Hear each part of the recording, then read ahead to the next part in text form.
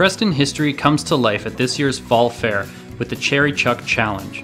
It's a new fundraiser to create awareness and raise money for local persons with disabilities. Designed by entrepreneur Michael Fitzpatrick, the challenge recollects the arrival of chuck wagons to the Creston Valley, then transforms this historic milestone to a family-fun sport for entrants of all ages. Well, the next outing is September 10th, and between 10 and 4, and we'll have about 25 to 30 businesses that will be sponsoring some of the tarps on the actual wagons, and they can get involved in that for as little as $75. The event uses 10 scaled-down chuck wagons, like this one, powered here by the Creston Valley Thundercats. Like the real chuck wagon races, the challenge uses teams of 7 people to pull wagons through a simple figure-8 course and a series of obstructions to the finish line. Well, it's a simple course, but some of the obstacles that we put in, of course, you're going to have to load your wagon, so that's going to be at the very start. Then along the way, you're going to have to cross a river, and we've actually set up a mechanism that you'll have to paddle across. And like the vehicles of yore, the chucks are built from genuine wooden fruit boxes to form their wagon beds. What's new is that these versions use a super light welded steel substructure that makes them simple to maneuver. The chuck wagons are actually a community-built wagon. We had work done at the college at the Rockies. We also had work done at the high school.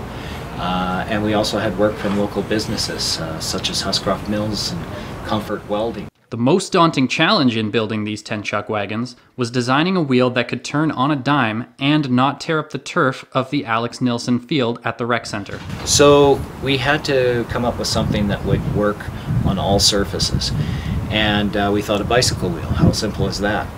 Well, the problem is bicycle wheels aren't designed for the lateral force of a chuck wagon or any kind of a wagon because of the way the axle turns. So as a result, they would collapse.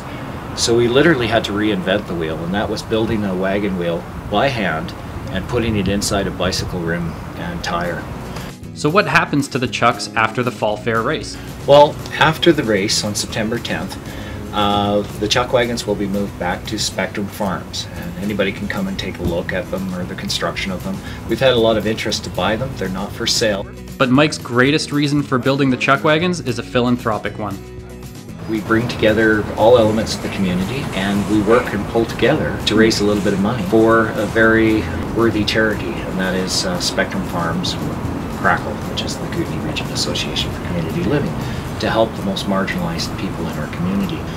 And that's what it's about. It's about people working together and pulling for the community.